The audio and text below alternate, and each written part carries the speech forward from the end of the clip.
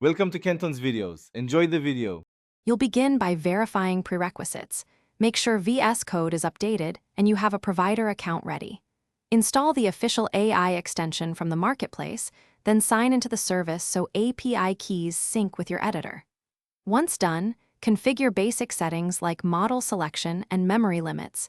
These decide responsiveness. Make sure to enable or disable telemetry per your privacy needs. Finally, restart VS Code to finalize extension activation. This step loads background services, so the AI features now configure the core features so the AI fits your workflow. You'll pick a model and set parameters like temperature and token limits.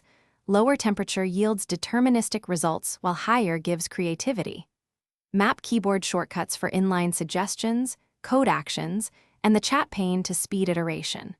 Once mapped, set scope rules so the AI triggers only in chosen languages or folders. Make sure to enable per workspace overrides when switching projects, because different code bases benefit from different model and prompt defaults. Finish by refining prompts and saving effective examples into a prompt library you can reuse. You'll want to test generated code in small increments, run linters, and confirm outputs with unit tests. Monitor performance metrics, CPU, memory, and latency, to spot bottlenecks and adjust model or workspace settings accordingly.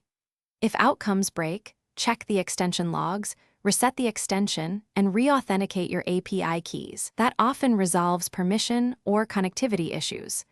One key tip: toggle between models to isolate whether a behavior is model-specific. Thanks for watching. Consider subscribing if we helped you.